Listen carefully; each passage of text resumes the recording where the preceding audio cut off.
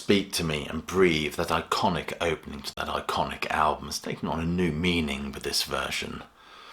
Not so much as Breathe, but more like a death rattle.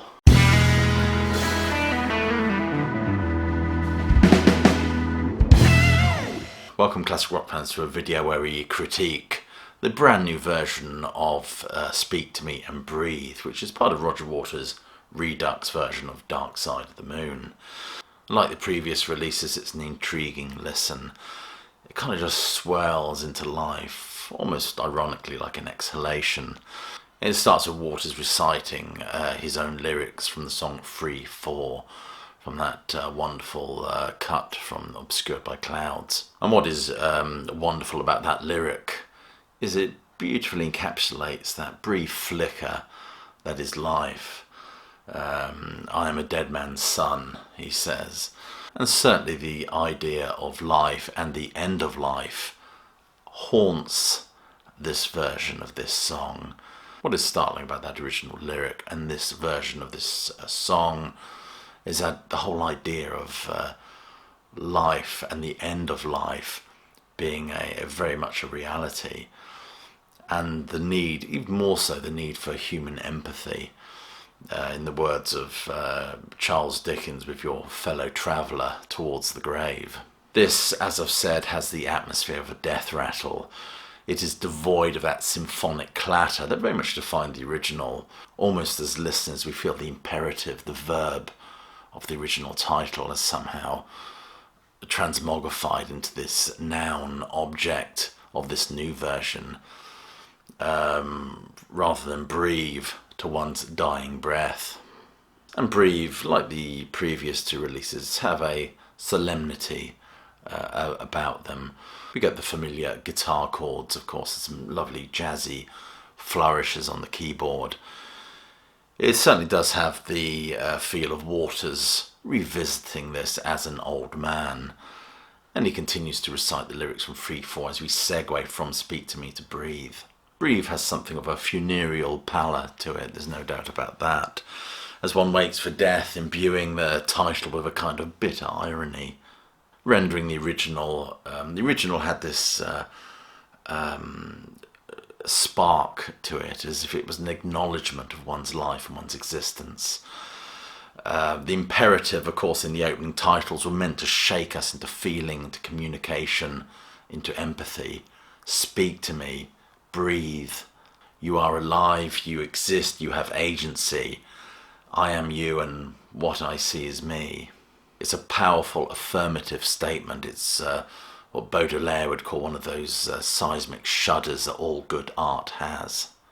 Roger Waters, of course, has waxed lyrical on his intention to re-record Dark Side of the Moon, which, like Waters, has taken a sacred cow and insists on rogering it in front of us.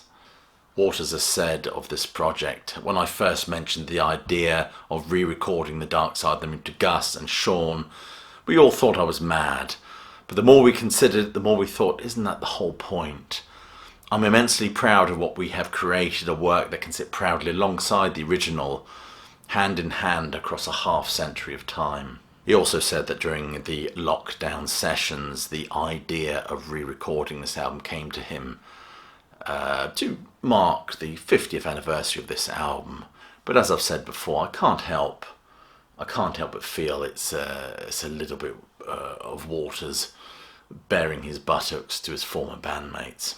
He went on to say that it occurred to me that Dark Side of the Moon could well be a suitable candidate for a similar reworking, partly as a tribute to the original work, but also to readdress the political and emotional message of the whole album. Some argue, of course, that it's completely unnecessary. But then, does art have to be necessary? Some also say it's an insult to the original, although I don't see why it has to be. I don't see why this can't quite happily cohabit or coexist with the original. I shall certainly be buying it, but it doesn't in any way distract from my love and affection for that original recording. And I must admit I have enjoyed so far what he has released, including this. I think this is the best of the three, quite frankly. And these, very much like the previous releases, lack the, I would say, grace of the original cuts. They certainly lack the power that the music lent these compositions. Instead, Waters is insisting that we focus specifically upon the words and the message. The original, of course, was a poignant critique of society as it was then, and it was still imbued with a sense of hope and optimism. One senses a sense of disillusionment with these recordings from a generation perhaps that felt at the time that it could change the world, only to concede that it's just kind of like every other generation, it's just been swallowed up by it. Neil Young has expressed similar sentiments in his music. I must admit I do like this, and like the original, it's incredibly ornate. It's beautiful and poignant. And interestingly, Waters has taken all those iconic musical moments or musical motifs associated with Gilmour, and he's stripped them away, almost as if he's saying, implicitly at least, that this is my work, and it would still be a great work without Gilmour. Certainly it's a track that, or these tracks seem to have a greater sense of anger to them than before. So as I said, Waters will release this Dark Side of the Moon through SGB Records on October the 6th, and as well as a reimagining of those 10 original tracks. The Dark Side of the Moon Redux LP will feature a bonus 13-minute original composition inspired by the re-recording as a final track, which I suppose us on CD perhaps won't get. Anyway, of course, I will certainly be buying this. I've already pre-ordered mine, and I will bring you a review of the whole album when it comes out, so do make sure you stay tuned for that. It comes out in October, of course, and I will include a purchasing link just below this video. I urge you to share this video, please. It all helps my channel to grow. Click like, subscribe, and do check that notification bell. If you're a long-term subscriber, double check that notification bell is still checked, please, because YouTube are up to all sorts of chicanery these days. And if you've got a moment more, do check some of the links below this video for ways you can support the sterling work done at Classic Album Review. It's always much appreciated. Become a Patreon, why not? There's a fine body of work on there now, and who knows, you can engage with me in a monthly Zoom call. And I'll leave you with my closing salvo, which is, as you know, hope you're well, staying safe, and you keep listening.